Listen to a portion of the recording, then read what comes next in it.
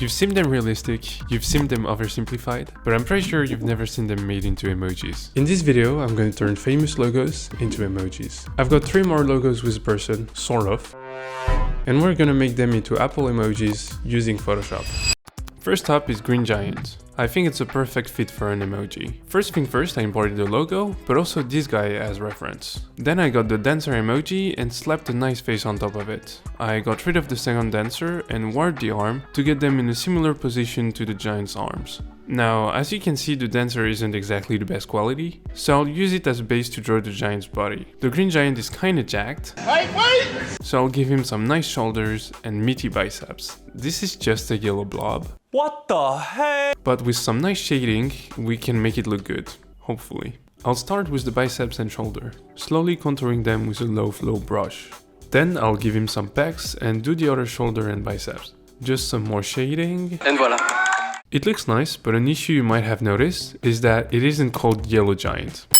So I'll make it green. Now we have to make his hair, because it doesn't look like this. On the logo, it appears to be made of leaves, and lucky for me, there is a leaf emoji. So I'll take a couple of them and try to follow the pattern you can see in the logo's hair. For the other side, I'll just go with my instinct. I realized I left the stems, so I had to remove them one by one. This is the worst! Then I give them shadows so they don't just look like they're floating on here. And a layer of tint and saturation to make them a bit closer to the logo. Fortunately, the giant doesn't have many clothes on, so I only have to make this leaf tunic. We're gonna do the same thing as for the hair, but with a lot more leaves. Some shadows and color correction, and here's the emoji version of the green giant. It looks pretty cool in my opinion. We can also make a green circle with a landscape to put him in. It looks way closer to the original logo.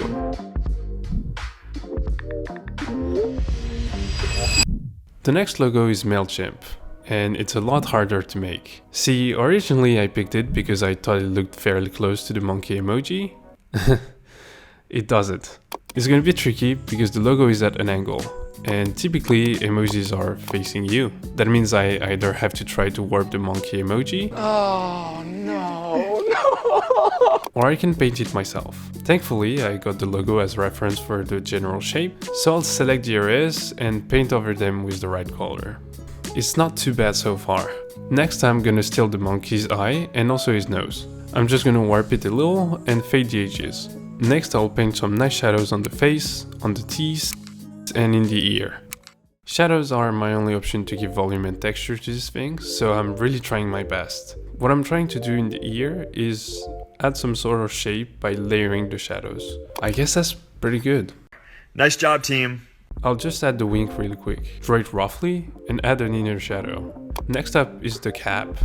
I've seen on this illustration that it's supposed to be blue, and coincidentally the emoji cap is also blue. Nice. So this is pretty straightforward.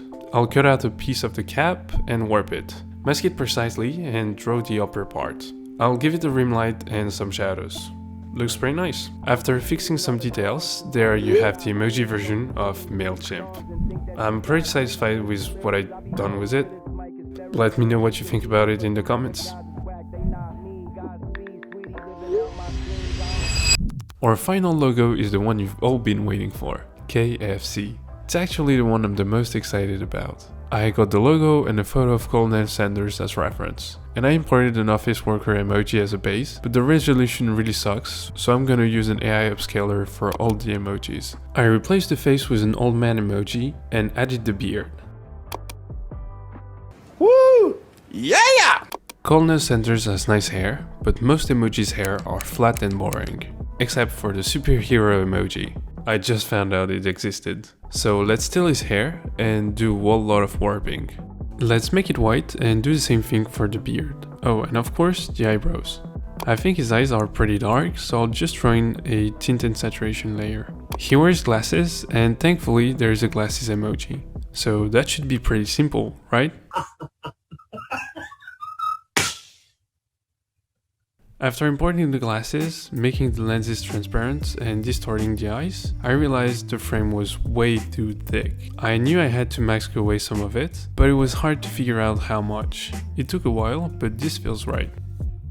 That's pretty much it for his face, but we got a lot of work on the outfit. First, I'll make the shirt white and get rid of the tie. Then I'll take the suspenders from the farmer emoji and get rid of the color a bit. I'll draw an apron, give it a nice arch and a lighter edge. I made everything red and gave the apron some nice white stripes. It felt like they weren't exactly right, so I spaced them a little more. Our last element is the bow tie. For this we can use the ribbon emoji and also this one. I'm going to separate every part and warp them individually. Then I'll make it black and add the lower part. At last, let's give it some shadows, under the bow tie, the apron, the glasses and the hair.